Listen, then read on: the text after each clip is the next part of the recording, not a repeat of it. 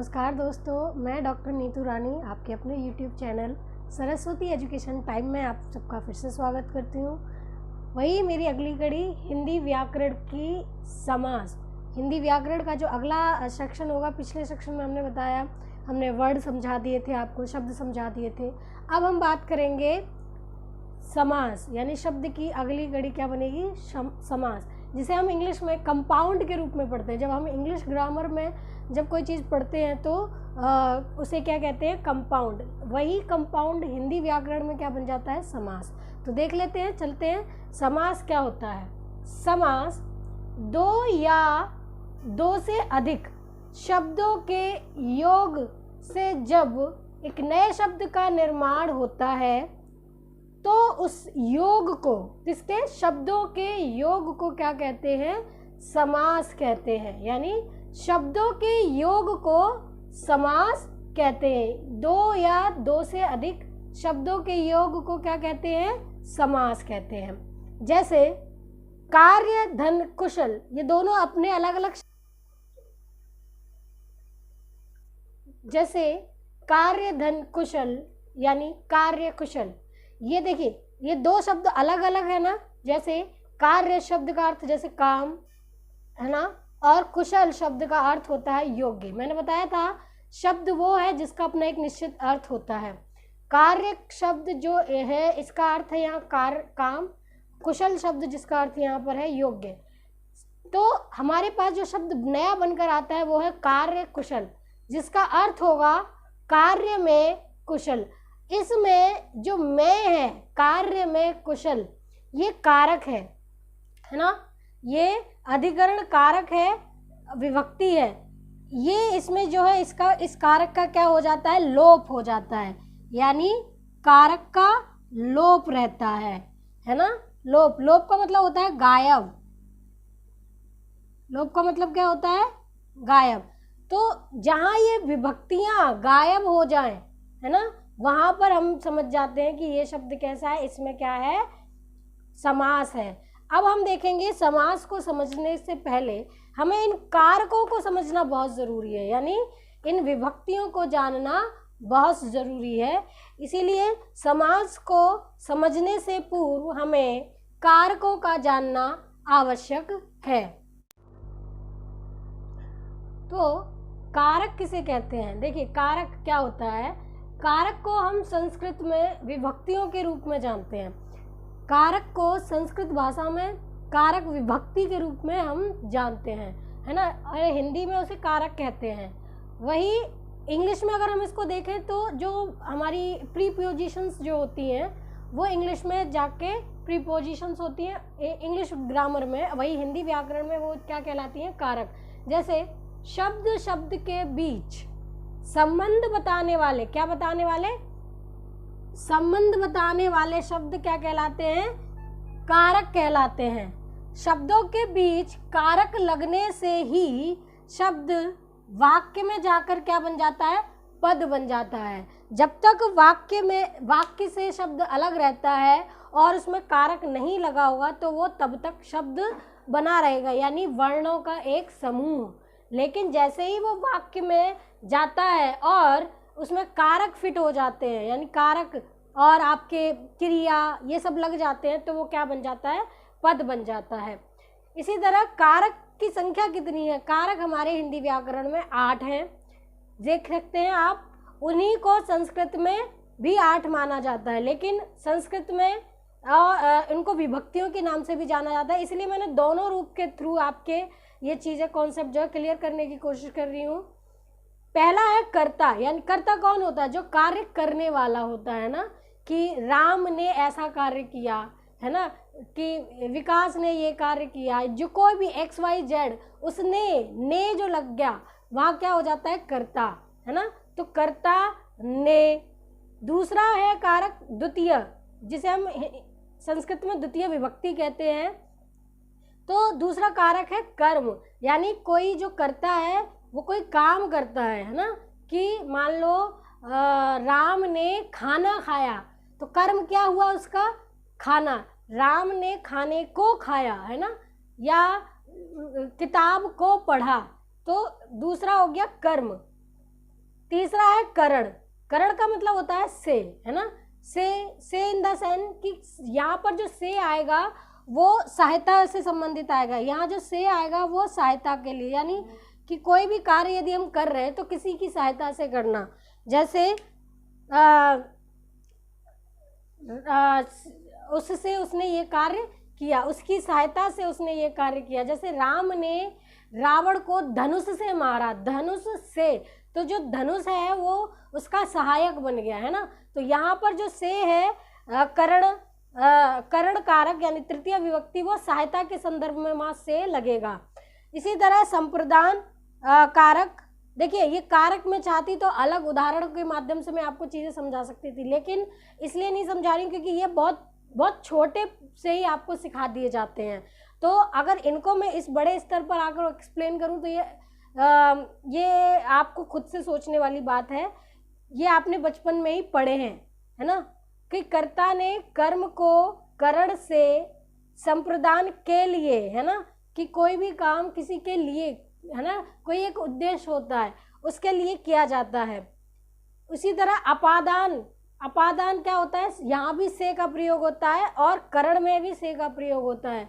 लेकिन करण में जो से का प्रयोग होता है, जैसे मैंने उसकी सहायता से इस कार्य को किया, मान लो मैंने चाकू से सेब को काटा, है ना, तो वहाँ जो चाकू होया वहाँ जो चाकू होगा वो उसकी सहायता के लिए होगा। लेकिन अगर ये कहें कि पेड़ से पत्ता गिरा, है ना, क्या कहें कि पेड़ से पत्ता गिरा, तो पेड़ से पत्ता क्या हो रहा है, अलग हो रहा है ना, पेड़ से पत्ता क्या हो रहा है, अलग हो रहा है। तो यहाँ पर जो कौन सा कारक होगा, अपादान कारक होगा। जैसे एक और उदाहरण हम लेते हैं, रेलवे स्टेशन से गाड़ी छूटी, यानी कि गाड़ी वहाँ से विदा हुई, अलग हुई, तो कुछ जो वो कहाँ होगा, अपादान कारक, यानी अलग होने के संदर्भ में वहाँ से प्रयोग होगा। छठवां है कारक संबंध, यानी कि का की के, है ना, जैसे राम की पुस्तक, है ना, रामा का भाई, तो क्या बता रहा है, संबंध बता रहा है। अधिकरण यानी कि इनसाइड में जाना या आउटसाइड में जाना, तो ये चीज़ें होती हैं अधिकरण, है ना, जैसे घर में जाना, है ना, उसमें ये कार्य करना, छत पर रहना, पर, तो ये सब इसमें आ जाएंगे। अगला है संबोधन, जिसे हम एक्सक्लेमेटरी भी कह सकते हैं, जिसमें आप देख सकते हैं एक्सक्लेमेटरी वाला जो चिन्ह जहाँ लगाओ वो हो जाएगा हमारा संबोधन वाला कारक। तो आपको ये चीज़ समझ में आ गई। अगर ये चीज़ें आपको क्लियर होंगी तो आप समास अच्छे तरीके से समझ जाएंगे। चलिए समास की ओर चलते हैं। तो अब हम देख लेते हैं कि समास के भेद कितने, यानी कितने प्रकार के समास होते हैं। तो समास के भेद आप देख सकते हैं। पहला है अव्ययी भाव समास। पहला क्या है, अव्ययी भाव समास। कहने का मतलब ये कि अव्ययी भाव समास। दूसरा है तत्पुरुष समास। तीसरा है द्वंद्व समास। चौथा है बहुब्रीहि समास। पांचवा है कर्मधारय समास। छठा है द्विगु समास। अव्ययी भाव समास जहाँ अव्यय का प्रयोग होता है। अव्यय कौन होता है, क्या होता है, अव्यय अविकारी शब्द होते हैं। अविकारी मैंने आपको बताया कि ऐसे शब्द जिनमें परिवर्तन नहीं किया जा सकता, यानी कि वो जैसे लिए जाते हैं शब्द वो वैसे के वैसे ही रखे जाते हैं, उनमें किसी भी सिचुएशन आने पर या कोई भी परिस्थिति आने पर उनमें परिवर्तन नहीं होता। ऐसे शब्द को हम क्या कहते हैं, अव्यय। तो जैसे कुछ एग्जाम्पल हैं, जैसे धीरे धीरे, है ना, भर भर, और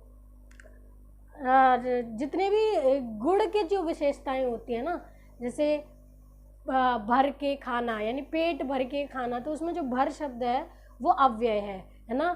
शशि धीरे धीरे चलती है, तो जो धीरे धीरे शब्द है वो क्या है, अव्यय शब्द है, अविकारी शब्द है। तो ऐसे शब्द जब लगते हैं किसी शब्द के साथ तो क्या बन जाता है, वो अव्ययी भाव समास बन जाता है। जैसे कुछ उदाहरण हम देंगे, भर पेट यानी कि भर पेट भरकर खाना, तो उसमें जो भर शब्द है वो क्या होगा, अव्यय होगा। इसी तरह यथाशक्ति, तो यथाशक्ति का मतलब क्या है, यथा का मतलब होता है अनुसार, है ना, लेकिन उसको हम बदल नहीं सकते क्योंकि जब हम यथा को तोड़ेंगे तो उसका कोई मीनिंग नहीं रहेगा, लेकिन जब यथा रखेंगे तो एक पर्टिकुलर अर्थ बना रहेगा और उसको बदला भी नहीं जा सकता, है ना। तो यथाशक्ति यानी शक्ति के अनुसार, तो वहाँ जो यथा शब्द होगा वो क्या होगा, अव्यय होगा। और भी ऐसे उदाहरण हैं जैसे बारंबार यानी बार बार, है ना। तो बहुत सारे ऐसे शब्द हैं जिनको हम अव्ययी भाव में रख सकते हैं। दूसरा है तत्पुरुष समास। तत्पुरुष समास आपको समझने के लिए आपको, इसीलिए मैंने आपको सबसे पहले कारकों का प्रयोग, इसमें सबसे ज़्यादा क्या होता है, कारकों का ज्ञान आपको बहुत होना आवश्यक है। तो आज हम आपको दो एक्सप्लेन करेंगे, अव्ययी भाव समास और तत्पुरुष समास। बाकी जो अगले जो समास होंगे वो अब हमारी अगली वीडियो में होंगे। तो आज अभी देख लेते हैं, दो समास को समझ लेते हैं, ठीक है। पहला ले लेते हैं हम अव्ययी भाव समास।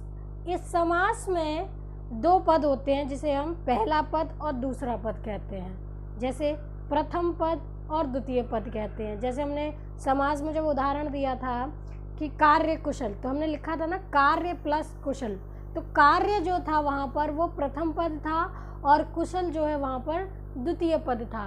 तो इसमें पहला पद जो होगा वो होगा अव्यय और दूसरा पद होगा वो संज्ञा भी हो सकती है, सर्वनाम, क्रिया, विशेषण, जो भी होगा इन चारों में से कोई भी दूसरा पद हो सकता है। अर्थात जहाँ पहला पद अव्यय प्रधान हो, कौन हो, प्रधान यानी जिसकी प्रमुख भूमिका हो, मेन हो, पहला पद जहाँ प्रधान हो वहाँ अव्ययी भाव समास होता है। जैसे उदाहरण देख लेते हैं, यथा धन शक्ति। इसमें यथा जो है प्रथम पद है जिसको हम फर्स्ट पद भी लिख सकते हैं, शक्ति जो है द्वितीय पद है जिसे हम सेकंड पद लिख सकते हैं। इसको हम अगर ऐसे देखें, यहाँ प्रथम पद क्या है, अव्यय है, सेकंड पद एक संज्ञा है, इस जो मिलकर बना यथा शक्ति अर्थात शक्ति के अनुसार। दूसरा उदाहरण देख लेते हैं। इसी तरह पहला जो फर्स्ट पद है वो है भर। भर क्या है, अव्यय है। पेट एक शरीर का अंग है जिसका एक नाम है, वो भी संज्ञा है, तो इसका अर्थ होगा भरपेट यानी पेट भरकर। इसी तरह बे प्लस काम, यानी बे क्या है, यहाँ अव्यय है जिसका कुछ नहीं हो सकता, जिसे बदला नहीं जा सकता, और काम कार्य है ना, तो ये कर्म है ना। तो ये हो गया बेकाम यानी बिना काम के। तो अव्ययी भाव समास आपको समझ में आ गए। जहाँ भी यथा, भरपेट और ऐसे अव्यय शब्द आपको मिल जाए तो वहाँ सीधे सीधे आप लगा देंगे अव्ययी भाव समास। बात करते हैं अब अगले समास की, यानी तत्पुरुष समास की।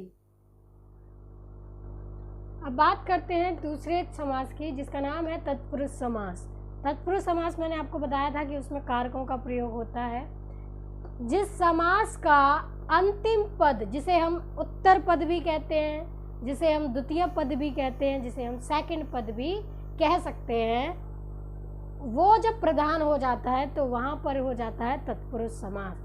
जिस समास का अंतिम पद यानी दूसरा पद प्रधान हो वहाँ तत्पुरुष समास होता है। तत्पुरुष समास के ये भेद हैं। तत्पुरुष समास कितने प्रकार के होते हैं?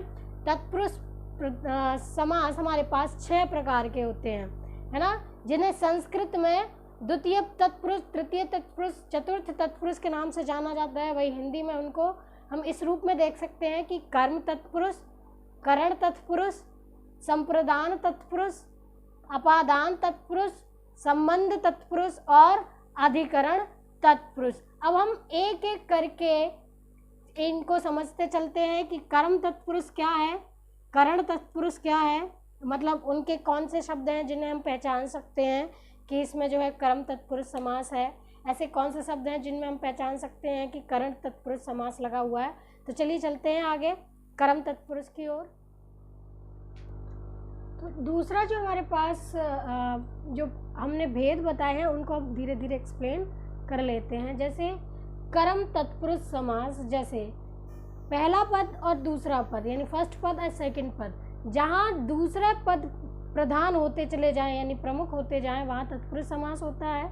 तो देख लेते हैं, सुख धन प्राप्त, पहला पद सुख है, दूसरा पद प्राप्त है, तो बराबर बना हमारा सुख प्राप्त यानी सुख को प्राप्त। तो यहाँ ये जो को मिल गया हमें क्या मिला, को, तो हम समझ जाएंगे कि यहाँ पर क्या है, कर्म तत्पुरुष समास है। इसी तरह गगन धन चुंबी यानी गगन चुंबी यानी गगन को चूमने वाला इसी तरह आप देख लेंगे पॉकेट मार, पॉकेट प्लस मार यानी पॉकेट को मारने वाला। तो हमें यहाँ पर कौन सा कारक मिल रहा है?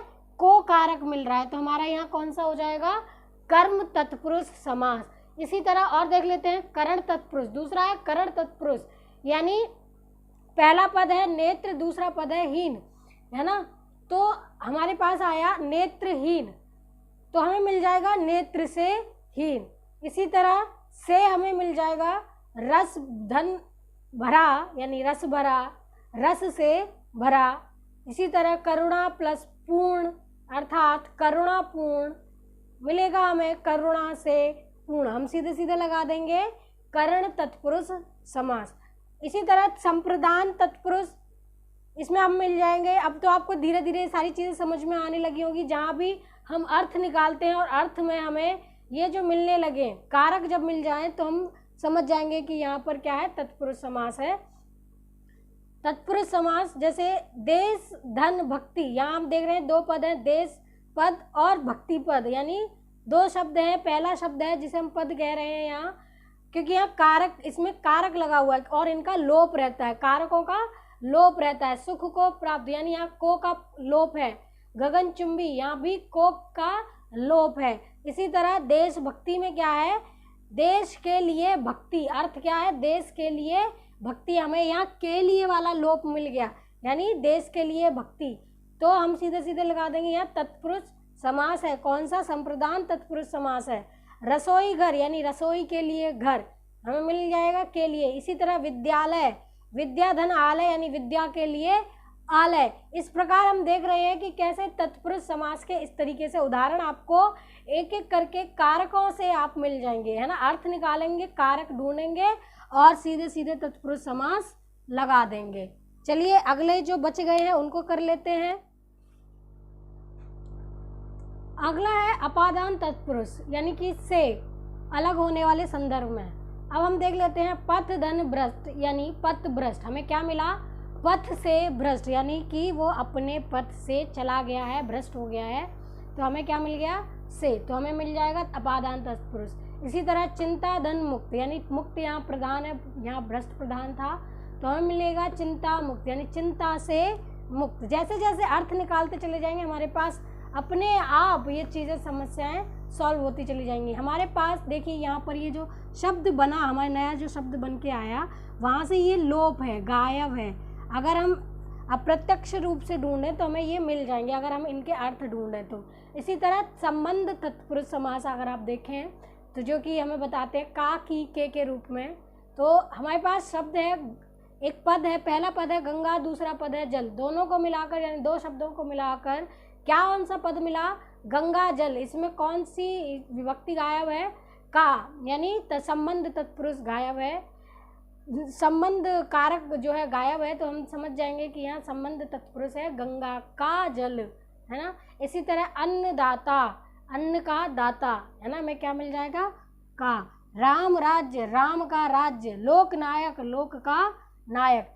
अब अगला देख लेते हैं अधिकरण समास, जिसमें मैं, पर इत्यादि चीज़ें यानी गायब हों। जिन शब्दों में या जिन पदों में ये चीज़ इन चीज़ों का लोप हो, वहाँ पर क्या हो? अधिकरण समास होता है। जैसे कलाधन प्रवीण, यानी कला प्रवीण, यानी कला में प्रवीण। हमें क्या मिल जाएगा?